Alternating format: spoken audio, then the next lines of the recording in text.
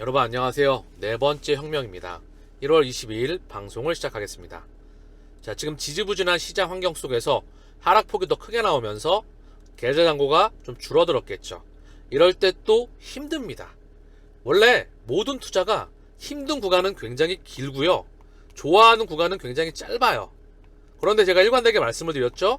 2024년도는 모두가 좋아하는 구간, 모두가 환호하는 구간, 모두가 포모의 구간이 온다. 그러면 지금 여러분들은 어떻게 해야 될까요? 자금이 없으신 분들은 그냥 길을 걸어가시면 돼요. 본업에 집중하면서. 자유금이 있으신 분들은 분할로 계속해서 빠질 때마다 이렇게 빠질 때마다 개수를 모아가시면 됩니다. 자, 그래서 비트코인의 가격이 5,670만원 언저리죠. 자, 음봉을 한번 더 찍어줬어. 그런데 요 라인에서 움직이잖아요. 점선 라인 있죠? 요 박스권 라인에서 움직이고 있습니다. 만약에 흔들거리게 되면 여기를 훅 깨버리면 그때는 또 한번 크게 노이즈가 발생하겠죠. 이땐 또 한번 크게 매집할 기회입니다. 그러나 흔들고 갈지 바로 올릴지 이들이 정하겠죠. 그거는 우리가 판단할 수 있는 거 아니야. 만약에 이거를 판단할 수 있는 사람이 있다고 하면 그거는 믿지 마세요. 걔는 선수가 아니야. 잘 모르는 애입니다. 그렇게 시장을 판단하는 게 아닙니다. 결코. 이더리움 클래식도 자 보시면 하락폭이 강하게 나왔죠. 자, 하루 이틀 만에 이틀 한 3거래일 만에 엄청난 상승 이후에 차익 실현 물량이 강하게 나왔어. 그래서 노란색 이동평균선의 지지를 받고 있거든요. 얘도 매직 기회. 비트코인이 빠그러지면 얘 더 빠그러지겠죠. 그럼 얘 다시 한번 매직 기회. 그러나 그건 그들이 정한다. 올라가면 이제 지켜보면 됩니다. 저는 올라가는 걸 확신합니다. 자, XRP도 올라간 것도 없지만 얘는 다시 한번 요 라인 시장의 연동을 받으면서 자, 쌍저점의 모습을 보이고 있어요. 일본 기준으로는. 이것 또한 그냥 참고만 합니다. 얘는 사실 차트의 분석이 크게 중요하진 않아요.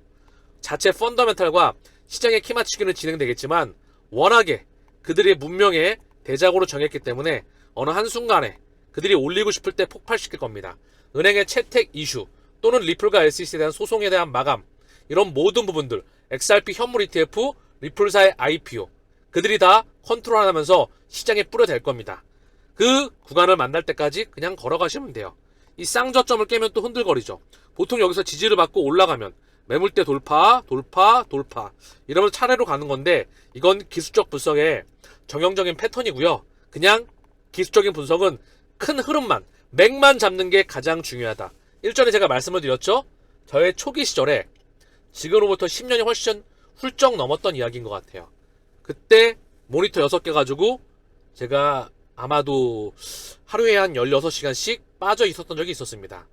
다만 이제 그 구간을 지나서 지금은 시간이 훌쩍 지났죠. 10몇 년이 훌쩍 지났습니다. 그리고 펀더멘탈에 의한 투자, 가치에 대한 투자, 결국 값어치는 가격을 반영할 수밖에 없다. 이게 투자의 본질이자 우리가 갖고 나가야 할 바로 플랫폼이자 뼛속 깊숙이 새겨야 될 그런 좌우명입니다. 자, 이더리움도 하락폭이 좀 나오고 있죠. 자, 노란색 이동평균선의 지지를 받았습니다. 다만 얘는 여기 매물대를 뚫고 그 매물대에서 지지 근방에서 지지를 받을 겁니다. 여기 물량을 소화하고 갈 거예요. 얘는 현재 탄탄하죠. 하락폭이 그다지 크지는 않습니다. 어쨌든 중요한 건 요 가운데서 흔들기가 진행되고 있어요. 한번 급등을 시키고 비트코인 현물 ETF가 승인되기 전에 기대감에 먼저 띄웠습니다. 조금 더 부연설명하죠. 이야기가 나온 김에. 연준의 기준금리 상승 구간이 완만해졌을 때, 이렇게 완만해질 때부터 비트코인은 상승이 나오기 시작했어. 그러면서 동결 구간에 들어갔죠. 여기에 비트코인 현물 ETF 기대감으로 바닥이 2천만원대에서 6천만원대까지 폭발해야 했습니다. 그리고 나서 차익 실현 물량이 나왔죠. 고작 5,700만원대. 그러고 나서 시장이 흔들거렸죠. 그러면 이제 비트코인 현물 ETF 기대감이 나왔죠. 요 물량을 소화하고 얘 다시 갈 거야. 그런데 다음 주자는 누굴까요? 이더리움 현물 ETF이다. 얘가 폭발을 하면 이더리움 클래식은 자동적으로 따라간다. 얘보다 파급력이 더 크겠지요. 더불어서 알트코인들의 여러분들이 보셨던 엄청난 랠리를 보게 될 거다. 우리는 요거를 만날 거다. 2024년도 상당히 긴 구간 동안에 이 버블에 탑승해야만 된다. 지금 힘을 빼지 마셔라. 아시겠죠? 제가 그려나가는 시황간이자 시나리오 1 구간입니다. 미국 주가 사상 최고인데 상승세 지속 어려울 수도. 비관론이 부상하고 있다. 저는 이걸 굉장히 긍정적으로 보고 있습니다. 비관론이 부상을 해야 조금 끌다가 또 물량 매집해서 끌어올리겠죠. 비트코인 몇 달 내 사상 최고가 가능하다. 저는 동의합니다. S&P 500과 상관관계. 주가 지수와 비트코인, 코인 지수는 서로 앞서거니 뒤서거니 하면서 박자를 맞춰왔습니다. 주가가 또 먼저 튀었죠. 코인이 먼저 튀었으면 코인이 쉬는 동안에 주가가 튀었습니다. 주가가 튄 동안에 다시 한번 코인 시장이 쉬었죠. 그러면 이제 코인 짜레가 또 오는 겁니다. 그러면서 차례를 기다리면 돼요. 비트코인 반등 움직임 나올 수 있다. 분할 매수 관점에서 대응하라. 빠질 때마다 기계적으로 모아가라. 저는 항상 예스를 외치는 사람이 아니다. 제가 노하는 시기가 온다. 분명히 말씀을 드렸죠. 그게 아마추어와 프로를 가르는 기준점입니다. 대한민국 증시에서 올해 들어서 2차전지 투자 ETF 하락률 1위이다. 개미는 줍줍. 대한민국 증시에 투자하셨던 분들 중에서 2차전지를 안 가지고 계셨던 분들은 없으시죠? 여러분들도 주식에 투자하시는 분들이 꽤나 계시더라고요. 그쵸? 중요한 거는 저는 올해 2024년도 대한민국 증시의 주도주는 제약바이오로 보고 있어. 지난 2년이 넘는 기간 동안 2차전지가 대한민국 증시의 수급을 다 빨아들였거든. 그리고 얘는 한 번 다 빨고 쫙쫙 빨아먹고 털고 기간 조정을 상당히 거쳐야 돼. 얘는 먹을 게 이제 추후에 다시 한번 이 업종이 엄청난 성장세를 그리는 게 숫자로 확인이 되면 수급이 먼저 들어와서 끌어올릴 겁니다. 그러면 시간이 좀 걸린다고. 왜냐하면 한 2년 동안 쫙 빨아먹었잖아. 피 빨아먹었잖아. 쉬었다가 다시 빨아먹으러 들어올 거라고. 그런데 또 개미들은 들어와 있다는 거죠. 그쵸? 그래서 그럼 뭐냐? 제약 바이오입니다. 얘가 한동안 쉬었거든. 쉰 동안에 업종 섹터가 바로 숫자가 성장했거든. 그 중심에 바로 셀트리온 얘가 있습니다. 얘가 올해 대한민국 증시의 주도주가 될 확률이 저는 무척 높다고 보고 있어요. 왜냐하면 숫자가 증가하니까. 여기서도 뭐죠? 펀더멘탈과 기업 값어치, 가치가 상승을 하면 가격은 반드시 반영하게 되어 있습니다. 저는 그거를 보시게 될 거라 생각을 해요.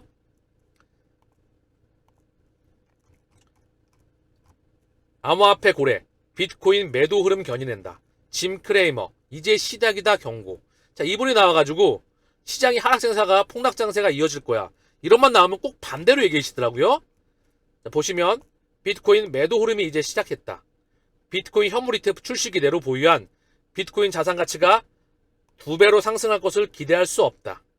자, 그러면서 다수 누리꾼이 크레이머의 약세 전망을 비트코인 강세 예측 근거로 제시했다. 크레이머가 주식 암호화폐 시장 전망을 현실과 반대로 예측했기 때문이다. 자, 이분이 나와서 얘기하면 정말 반대로 될 때가 상당히 많더라고요.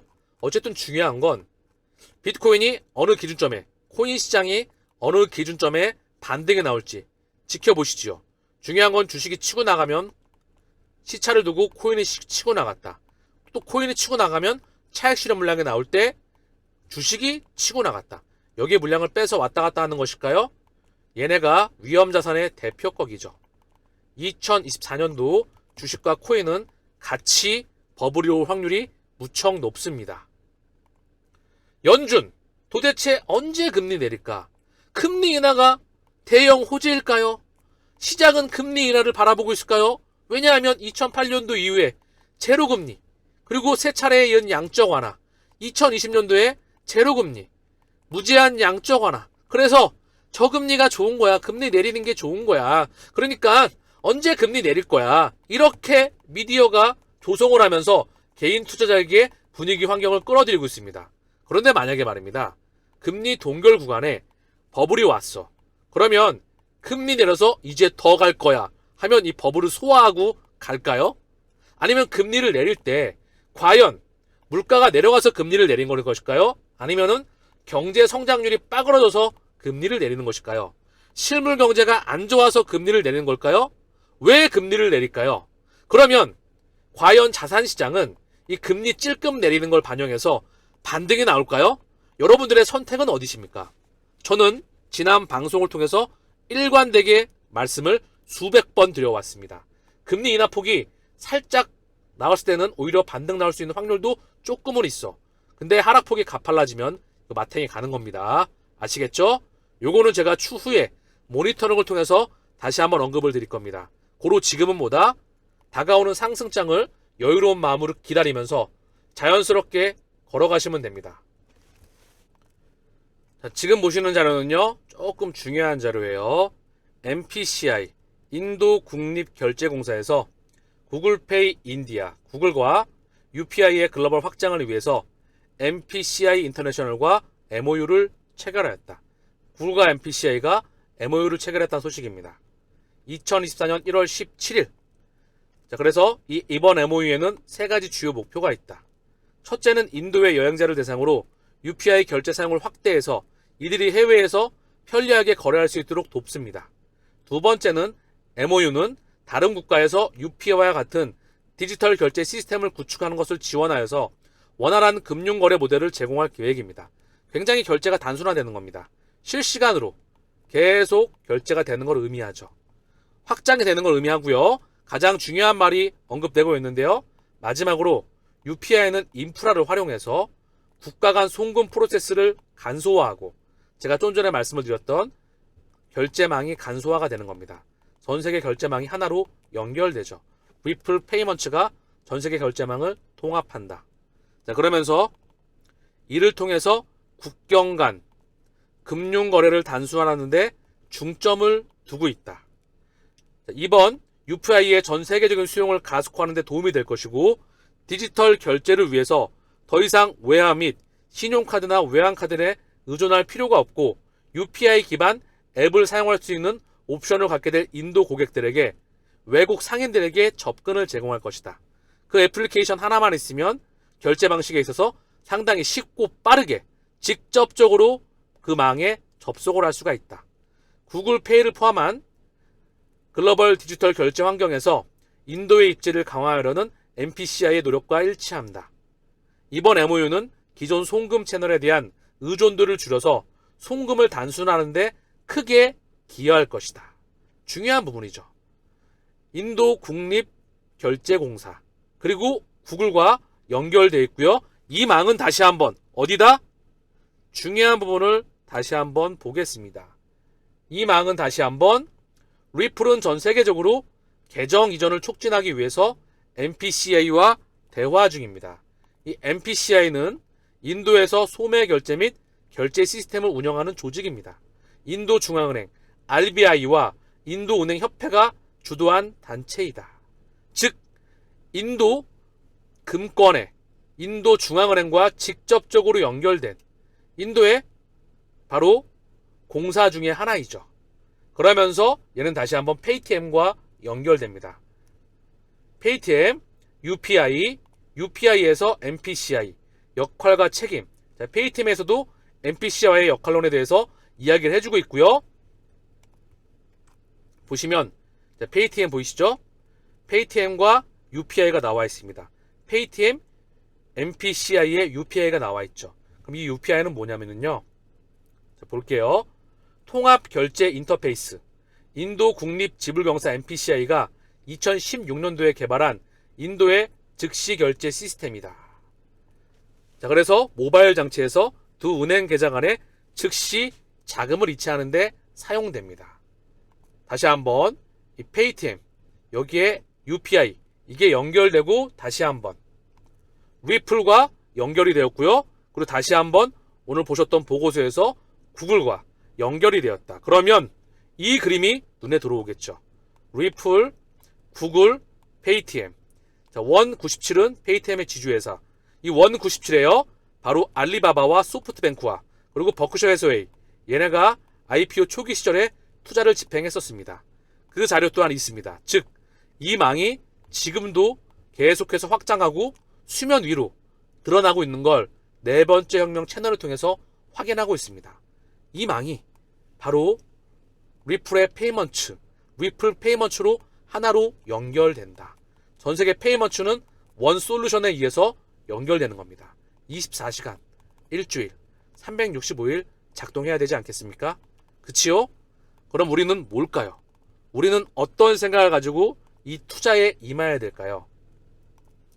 마인, 손정희, 버핏이 투자한 인도 결제 애플리케이션 상장 대박 조짐, 페이티엠.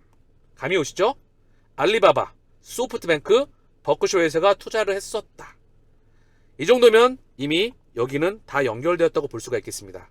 알리페이, 그리고 위챗페이로 연결이 되죠. 구글페이와 애플페이, JP모건, 소프트뱅크, 그리고 아마존. 이미 이들은 하나로 연결되고 있음을 오늘 방송을 통해서도 다시 한번 확인이 됐고, 그리고 얘네가 진행하고 있는 게 지금 일이 착착착 진행이 되고 있구나. 그리고 어느 한순간에 지들이 가격을 끌어올리고 싶을 때 끌어올리겠구나. 가치가 계속 커지면 가격은 어느 한순간에 따라잡습니다. 한순간에 제 구독자님의 말씀 있으시죠? 상승이 아니라 폭발이 나올 수 있습니다.